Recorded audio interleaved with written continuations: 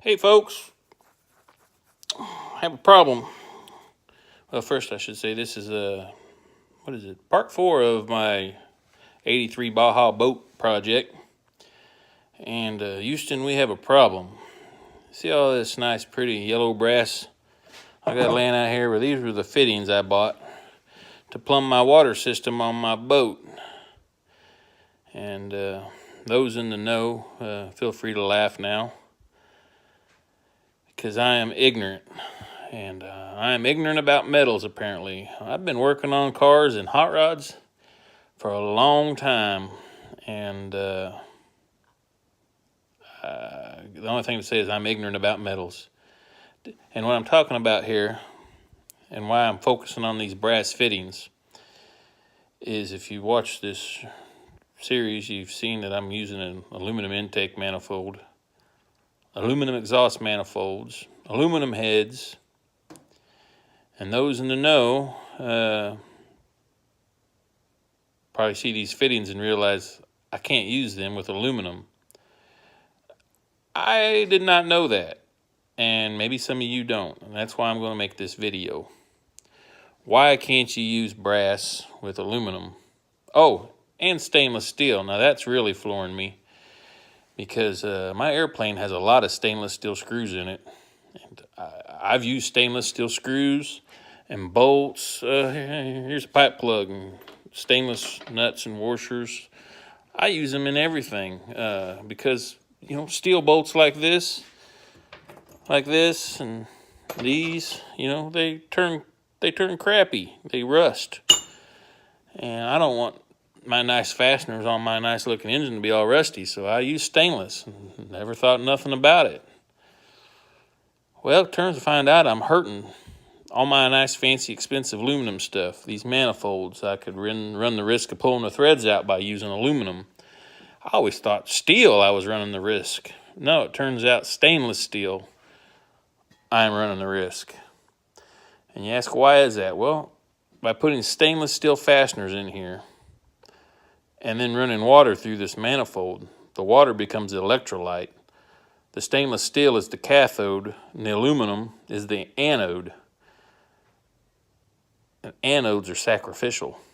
That's what causes corrosion. And what started me on this journey of discovery is the other day when I pulled this intake manifold off. Now, never mind the mold. The black mold that's covering this was new intake when I put it on this boat. This boat engine only has about, I'd say 3 or 4 hours of runtime on it, with water running through it at a lake. The rest of this is just sitting up under a boat cover. And I guess this condensation forming has caused all this black mold. This isn't grease. This isn't oil. This is black mold. But that's really not my problem that I'm talking about. It's this corrosion down in here. It is bad. For no more runtime that's on this intake manifold. This was a brand new intake manifold when I put on this engine. And I'm like, okay. So I started studying about it. Come across the stainless steel fasteners. Stainless steel with aluminum. In a dry, moisture-free environment, not really a problem. You have to have an electrolyte touching both of them at the same time to cause a reaction, which causes this corrosion. Well, brass. See that brass sensor there? Aluminum manifold, water running through it. I just made me a battery. Didn't know that. You see corrosion on your batteries in your car, on your terminals? The same thing is going on. Moisture is in contact with the terminals. The lead and whatever the terminal's made out of have a little bit of metal variance in them. And with the lead acid or moisture in the air, it becomes the same as the lead acid in the battery, and one or the other, usually the weaker metal, corrodes. Now, when I'm talking weaker metals, metals fit in a category, basically. Let's just say a chart. Hardest metals at the top. Hard metals examples are brass, stainless steel, soft metals, zinc. See this? This is a cast iron pipe that's galvanized. That galvanized coating is made of zinc. Zinc is soft. Aluminum, soft. This is aluminum. It's soft. Soft metals are always the weaker of the two, strong to weak. And at the top is like titanium, and then you work your way down to stainless, brass, copper. Well, I didn't know this when I bought this fittings. If I had all the money in the world, well, hell, any money, I would have plumbed this boat, the water system, using these big fittings like this. These are aluminum anodized fittings. I wouldn't have had any problem. Aluminum works with cast iron, and of course aluminum works with aluminum. No corrosion issues. And it isn't the water running through the block that's the problem. It's just the path, or it's just what I guess you should say completes the circuit that creates the problem. The water acts as an electrolyte. You take two dissimilar metals, and the farther they are on this chart apart, like let's just say go from top to bottom, you put titanium with zinc, and you throw some dirty water on it. And why I mean dirty water is because if you use distilled water is water that's run through a still, boiled, turned to steam. The steam runs up through the still, then condenses and falls back down on the other side as pure water with no minerals, no nothing in it. It's ionized or ion-free, deionized water. Without any minerals or ions in it, it is not an electrolyte. Now, I could run distilled water through this all day long and never have a problem. But I'm not. I'm running lake water through it. Lake water's full of minerals, which in turn are ions. They're just suspended by the water. A good electrolyte. I can't afford all this stuff. If I was to use these aluminum fittings and get all the sizes I need to complete this water system, you're talking $300+. Yeah, there's mid-range stuff like this push lock fitting here. I could find this stuff, and that might knock $100 off the cost down to $200. But I could get all these fittings here. I think all these fittings to do the whole system, $120. That's why I went this route. And, I didn't think twice about it because, I have a houseboat, other boats. They have lots of brass fittings, brass plumbing, copper plumbing. Well, hell, it's all over a boat. What's the problem? Well, guess what's not on that boat? Aluminum. And the brass fittings definitely aren't in contact with aluminum. Like I said at the beginning, I was ignorant to this. Well, today is our lesson. And I ain't the only one. Those used aluminum exhaust manifolds that I purchased off of Craigslist, they had brass fittings in them. Here's one of them. Notice that same white corrosion. I don't know how much time was on this, but enough to start the corrosion. So, this is the easiest thing to adapt plumbing together. It's easy to find, easy to work with. Brass itself doesn't corrode. This is the aluminum corroding and attaching to this. Brass, it oxidizes and forms this kind of green look to it. That's as far as it goes. That's why they use it in boats. Aluminum by itself will not corrode. It'll oxidize and form a layer, and as long as you don't disturb that layer, that aluminum will last forever. That's why you see a lot of military planes in just natural aluminum. They're not polished. They don't do nothing with them. They just let them sit out, form that coating, and they'll last a lifetime. That coating is a protective coating, that oxidation that they form. But you combine brass with aluminum, and you get this, or what's going on with that intake manifold. So now I'm like, okay, what do? I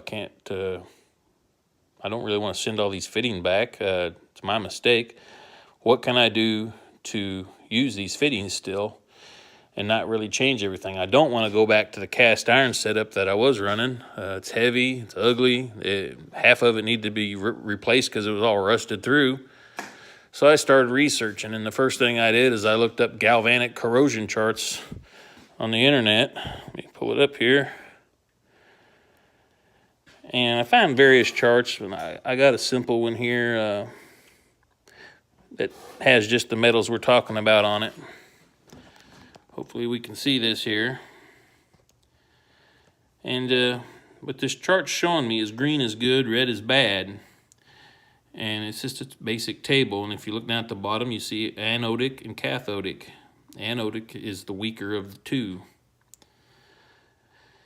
And you see down here, stainless steel, copper, nickel, copper, brass, cast iron, aluminum, and galvanized steel. So we'll start at the top. I am working with brass and aluminum. Brass, aluminum, it's red. I'm gonna blow that back up. There we go. Try not to touch the screen and mess it up. Anyway, brass and aluminum, they join together there, it's red. I can't use them. It'll corrode like what we're seeing here.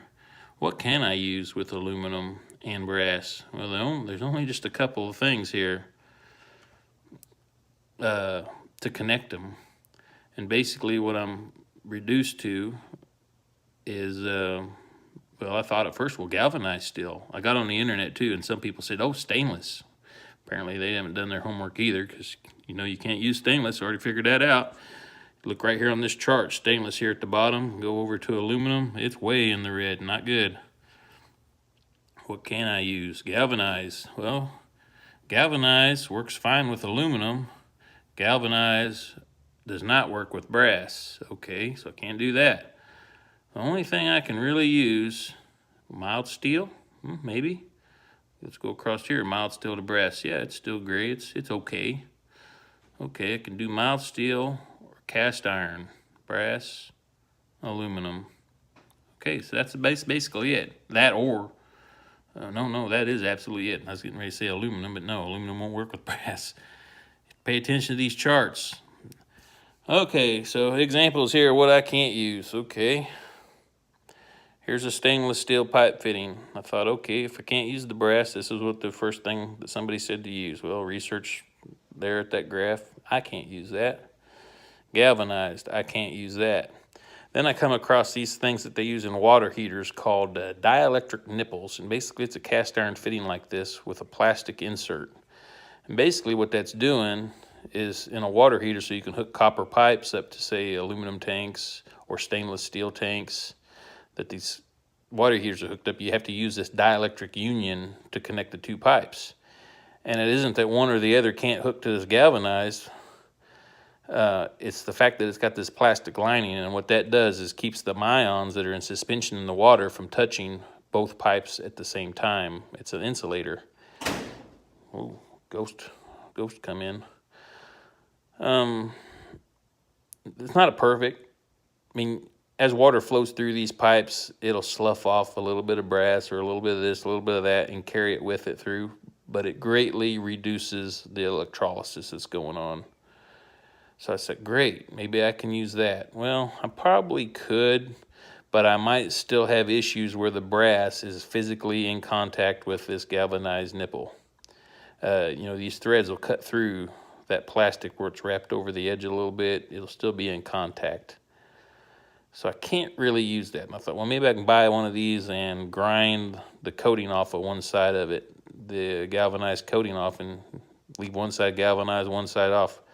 Tried grinding this coating off. It's permeated into this metal pretty good. So, okay, what I can use is cast iron or mild steel. So I bought cast iron black pipe nipples right here. This, in theory, will work. It's in the gray area on that chart for both materials, brass and aluminum. But I wanted that extra protection. I wanted to basically create my own dielectric nipple, but instead of galvanized, make it out of black pipe. This is what I made. I took a piece of PEX, which this particular PEX said it was rated to 200 degrees Fahrenheit, which through this water-cooled exhaust manifold, this should never get that hot. I heated this pipe up with a torch, got it pretty warm enough to melt 3/4 PEX. I pushed that 3/4 PEX all the way through it. You can see it kind of burn on the other end. This more burn end, I will probably put, well, I don't know what side I'll put up or down, but I'm going to try this. So basically I made my own dielectric nipple. Insulated on the inside, compatible metal on the outside. I'll clean it up. I'll paint the outside of it with just some Rust-Oleum, a little bit of rust protection. This is what I'm going to use. Well, that's my little lesson for today. you know, maybe, you know, I was really surprised about all this. I've been doing stuff a certain way for a long time and never really thought about it. And kind of wondered sometimes when I pull a stud out of a aluminum engine, or I've bought a engine in the past where it had water jacket outlets here, where they have put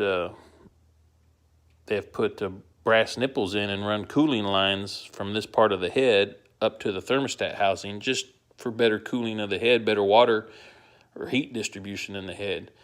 And I tried to pull that fitting out. Let me see if I got another head here with a hole in it.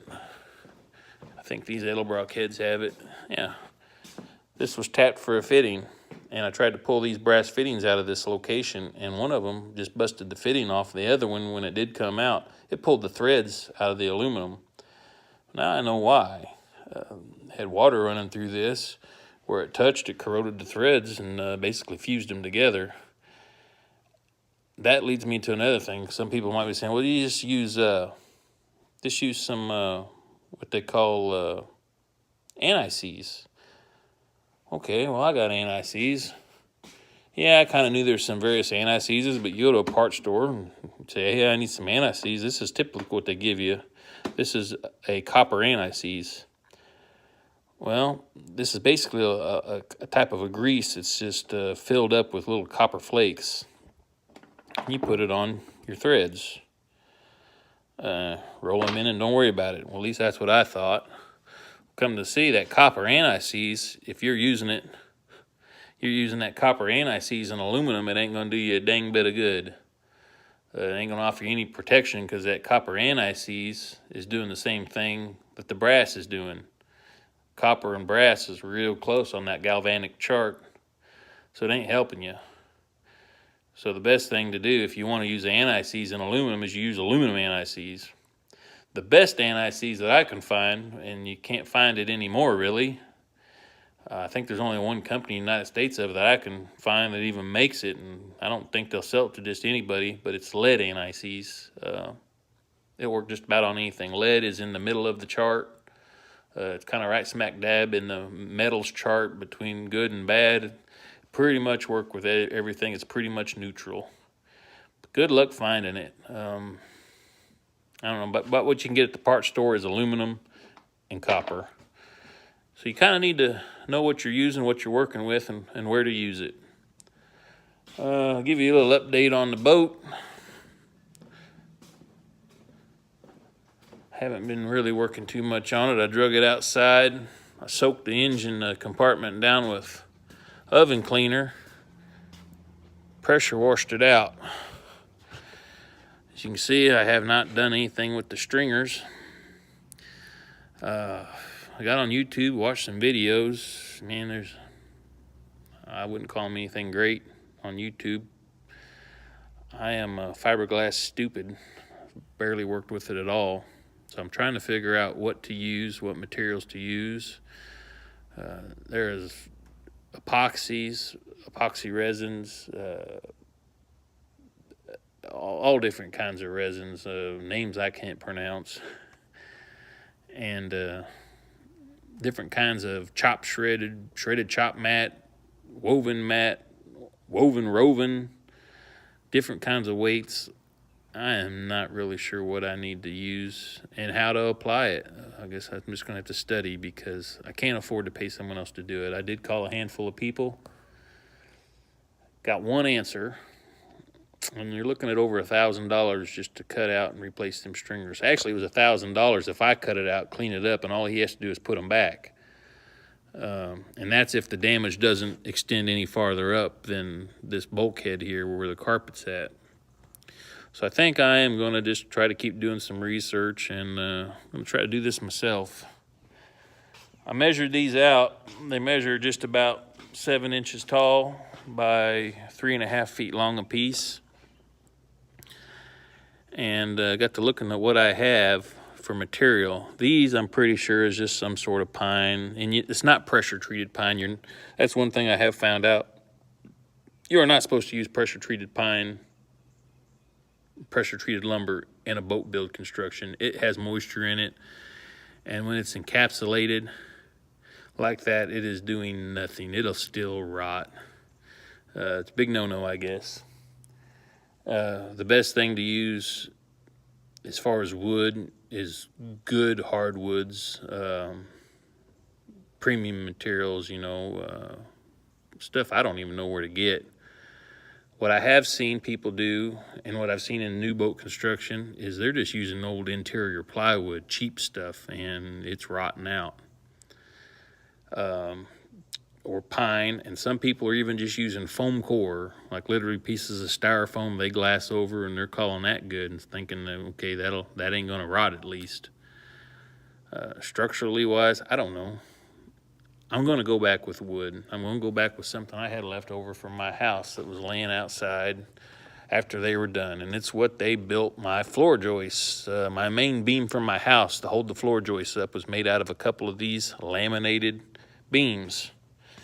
There's 2 scraps here, and lo and behold, each one of these measures 14 inches